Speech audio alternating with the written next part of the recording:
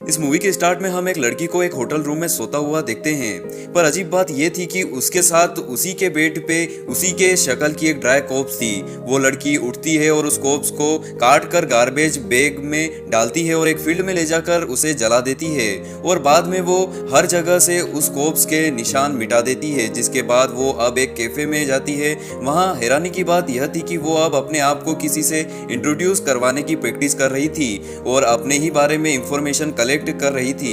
इस सब के बाद जब वह घर जाती है तो वहां पर घर पर उसका फ्रेंड उसका वेट कर रहा था, क्योंकि वो 3 दिन तक घर से बाहर थी और वो लड़का अपनी फ्रेंड के लिए बहुत ही ज्यादा परेशान था। इसीलिए वो उसे पूछता है कि वो आजकल कहाँ जाती है, क्या करती है। वो उससे पूछता है कि तुम गायब कहाँ थी, जिस बात का वो कोई जवाब नहीं देती। अब वो लड़का अपनी फ्रेंड को बताता है कि तुम काफी दिन से घर नहीं आई थी और तुम्हारा फोन भी ऑफ था, इसीलिए मैंने तुम्हारी मिसिंग रिपोर्ट पुलिस को कर दी थी। और अब उसके वापस आने पर वो पुलिस को इन्फॉर्म करने वाला था।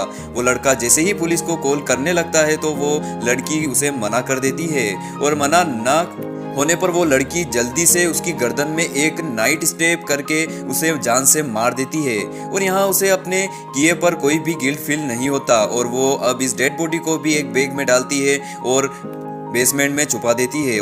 और सारे एविडेंस इरेज करने के बाद अब वो कोई एंटीबायोटिक लेती है। अब नेक्स्ट डे वो लड़की अपनी बॉडी को देखकर काफी परेशान हो रही थी, क्योंकि उसकी बॉडी रोट होना यानी सड़ना शुरू हो गई थी। इन सब चीजों के कुछ दूर बाद उसके घर पर एक पुलिस ऑफिसर आता है, जिसे उसके फ्रेंड ने इस लड़की के मिसिंग होने के बारे में बताया था। और पुलिस ऑफिसर ये देखकर हैरान होता है कि वो लड़की तो पहले से ही उस घर पर है, लेकिन उसका फ्रेंड घर पर नहीं है जिसने पुलिस को बुलाया था। वो लड़की पुलिस ऑफिसर के पूछने पर उसे कहती है कि वो लड़का मेरे साथ नहीं रहता। इसके बाद वो ऑफिसर को अपने घर के अंदर बुलाती है और जब वो ऑफिसर सोफे पर बैठता है तो वह लड़की उसका हाथ पकड़ लेती है और कुछ ही देर में उस ऑफिसर की बॉडी एक ड्राई कॉर्प्स में बदल जाती है। वो लड़की ऑफिसर का यह रूप ले लेती है और यहाँ हमें पता चलता है कि वो कोई नॉर्मल इंसान नहीं है, कि वो असल में चीज क्या है। और मिस्ट्री ना खुलने तक हम उसे एंटिटी ही कहेंगे। और अब वह एंटिटी दोबारा से उस कॉर्प्स से जान छुड़ाने के लिए उसे हैमर से तोड़ रही थी। अब वो अपने घर को आग लगाने के लिए उसमें फ्यूल डालकर बाहर निकल जाती है। जहां उससे डिलीवरी बॉय मिलता है, वो एंटिटी उसे फूड लेकर बाहर भागने लगती है जो उसने लड़की की शक्ल में ऑर्डर किया था। वो डिलीवरी बॉय उसे वार्न करता है कि तुम्हारा घर जल रहा है, लेकिन वो एंटिटी उसे ऐसा प्रिटेंड करवाती है कि वो बहुत ही जल्दी में है और उसे इग्नोर कर देती है, क्योंकि वो घर जलाकर सारे एविडेंस खत्म करना चाह रही थी। अब वो एंटिटी अपने पुलिस कार में कहीं जा रही थी कि तभी उसे फील होता है कि उसे अपनी बॉडी की रोटिंग को बचाने के लिए एंटीबायोटिक और कोकीन की जरूरत है। इसलिए वो अब अपनी कार से उतरकर अपने लिए कोकीन लेती है। इसी सब कुछ देर बाद उसे फील होता है कि उसे किसी से मिलना है, और वो कौन है ये तो हमें नहीं पता, लेकिन इस आदमी यानी इस एंटिटी को जो अब पुलिस के रूप में है उसे ये पता है कि वो लड़की कहाँ मिलेगी। वो उस लड़की से मिलने के लिए एक रेस्टोरेंट में जाता है जहाँ पर वो लड़की उसे नहीं पहचानती। वो लड़का यानी वो एंटिटी अजनबी बनकर अपने लिए एक ड्रिंक ऑर्डर करता है और साथ ही अटेंडेंट से उस लेडी के पसंद की ड्रिंक ऑर्डर करता है। वो लेडी 1 मिनट के लिए हैरान हो जाती है कि वो उसके बारे में कैसे जानता है, जिस पर वो लड़का कहता है कि शायद मैंने गेस किया था और वो ठीक हो गया। इसके बाद वो दूसरे से अपने आप को इंट्रोड्यूस करवाता है और पूरी रात बातें करते हैं, टाइम स्पेंड करते हैं। और उसी दौरान आदमी यानी एंटिटी को अचानक पेन स्टार्ट हो जाता है और उसे पता चलता है कि अब उसकी बॉडी सड़ना शुरू हो गई है। इसीलिए वो उस लड़की से वहां से जाने को कहता है और खुद एक सुनसान जगह पर आ जाता है जहां उसे एक कार दिखती है और वह एंटिटी अपना पुलिस बेच दिखाकर उस कार से लेडी को उतरने की वो कहती है और खुद कार के अंदर चली जाती है। और वहां जाकर वो कार में बैठे मिडिल एज मैन को कहता है कि वो उसे मार दे, जान से मार दे, जिस बात पर वो आदमी उससे लड़ने लग जाता है कि पहले तो वो उसकी कार में आया और अब वह उसे उसका मर्डर करने को कह रहा था।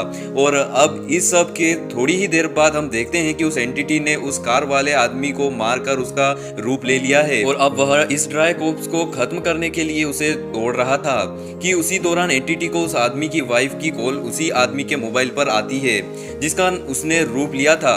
इसकी वाइफ कॉल पर उसे घर बुला रही थी। घर जाने पर उसे पता चलता है कि इस आदमी का जिसने उसका रूप लिया था उसका उसकी फैमिली के साथ बहुत अच्छा रिलेशन नहीं है। यहाँ ही हमें इस एंटिटी के बारे में और भी कुछ पता चलता है कि अगर ये एंटिटी किसी की शक्ल में ट्रांसफॉर्म होती है तो उसकी मेमोरीज भी ले लेती है। अब नेक्स्ट मॉर्निंग उस एंटिटी को उस आदमी की डॉटर उठाती है जिसका उसने रूप लिया था और वो अपने डैड से कहती है कि जल्दी उठ जाएं, आपको ऑफिस जाने के लिए लेट हो रहा है।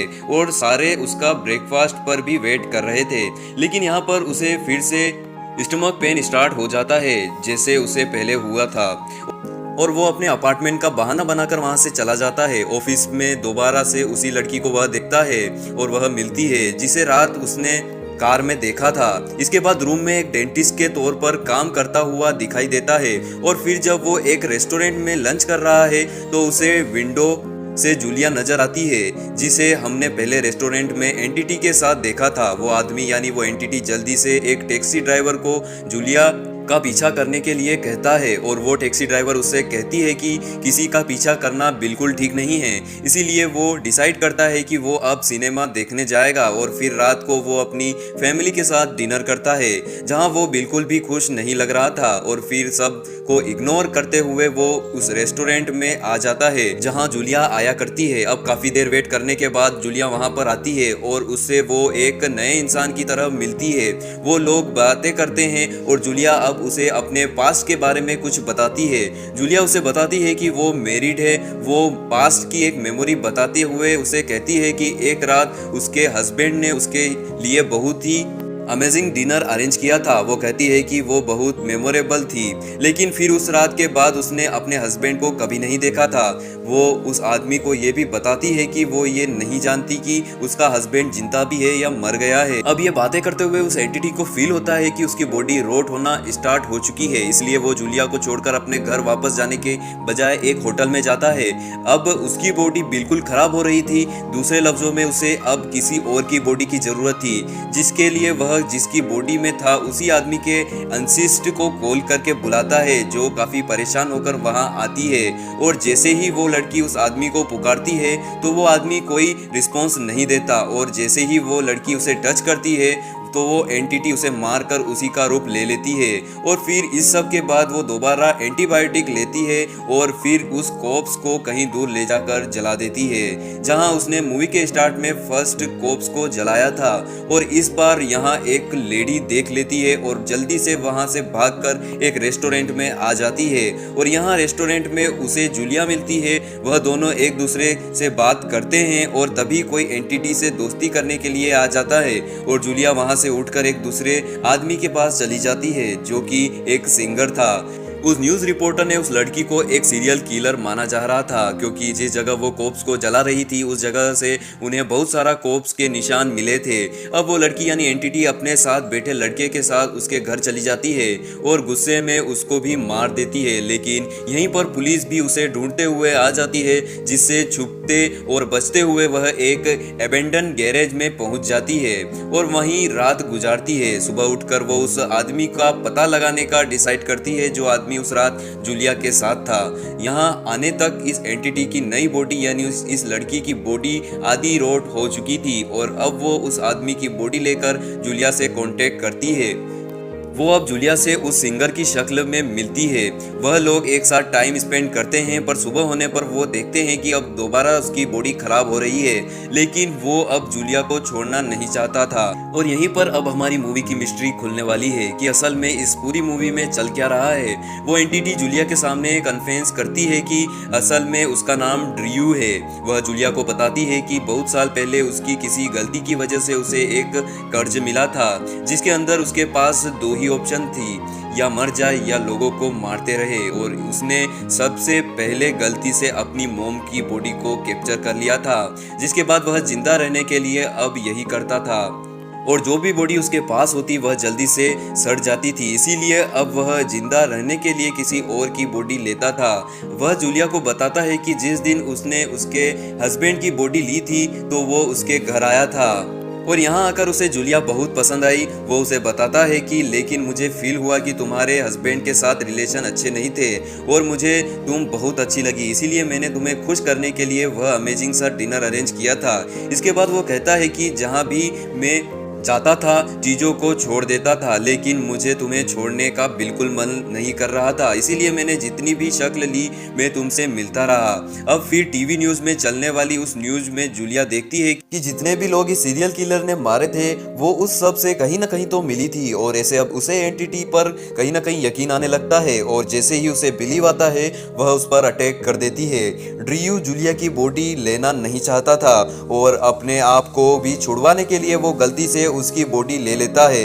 यहाँ नीचे तरफ हमें दिखाया जाता है कि पुलिस को अभी तक उस सीरियल किलर का पता नहीं चला था जो लोगों को मारकर उस फील्ड में छुपाती थी। और फिर दोबारा हमें ड्रीयू और जूलिया दिखाया जाता है। ड्रीयू अपने आप को डिफेंस करते हुए गलती से जूलिया की बॉडी कैप्चर कर लेता है, लेकिन वो ये नहीं करना चाहता था और अब वो जूलिया में चेंज हो गया था, और अब आखिर में वो अपनी पेंट को मान लेता है और किसी और की बॉडी न लेने का डिसाइड करता है। मूवी के लास्ट सीन में हमें अमेजिंग चीज ये होती है कि वो मरने की बजाय एक ग्रे बालों वाले ओल्ड मैन की शक्ल में दोबारा पैदा होता है, और यही देखते हुए मूवी का द एंड हो जाता है।